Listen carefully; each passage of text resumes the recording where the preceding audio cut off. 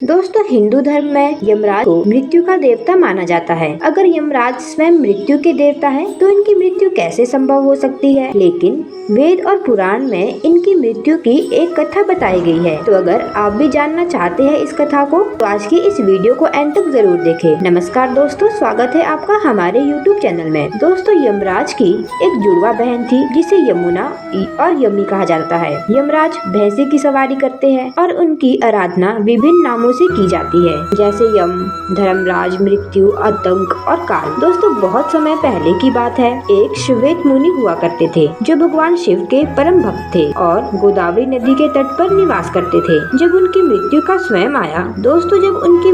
समय आया तो यमदेव ने उनके प्राण हड़पने के लिए मृत्यु पाश को भेजा। लेकिन श्वेत मुनि अभी अपने प्राणों को नहीं त्यागना चाहते थे, तो उन्होंने महामृत्युंजय मंत्र का जाप किया। और जब मृत्यु पाश श्वेत मुनि के आश्रम पहुँचे तो देखा कि आश्रम के बाहर भैरव बाबा अपना पहरा दे रहे थे। धर्म और दायित्व में बंधे होने के कारण जैसे ही मृत्यु पाश ने मुनि के प्राण हरने की कोशिश की, तभी भैरव बाबा ने प्रहार करके मृत्यु पाश को घायल कर दिया।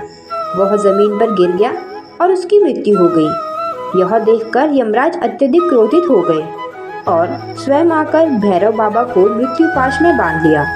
फिर श्वेत मुनि के प्राण हरने के लिए भी उनके ऊपर मृत्यु पाश डाला।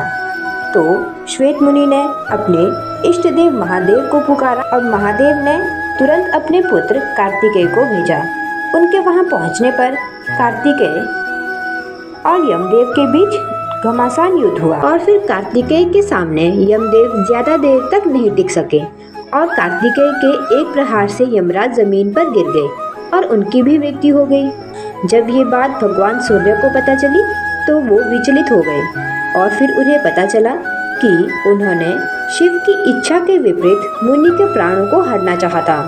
इसके यमराज को भगवान शिव के प्रकोप को झेलना पड़ा। दोस्तों, आप सभी लोग जानते होंगे कि यमराज सूर्यदेव के पुत्र है और इस समस्या के समाधान के लिए सूर्यदेव भगवान विष्णु के पास गए और भगवान विष्णु ने शिव जी की तपस्या करके उन्हें प्रसन्न करने का सुझाव दिया।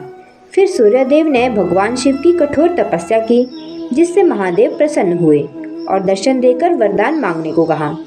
तब सूर्यदेव ने कहा कि हे महादेव, यमराज की मृत्यु के बाद पृथ्वी पर भारी असंतुलन फैल गया है, इसीलिए पृथ्वी पर संतुलन बनाए रखने के लिए यमराज को पुनर्जीवित कर दो। तब भगवान शिव ने नंदी से कहकर यमुना का जल मांगा और यमदेव के पार्थिव शरीर पर डाला, जिससे यमदेव पुनर्जीवित हो गए। तो दोस्तों, ये थी यमराज की मृत्यु से जुड़ी अद्भुत कहानी।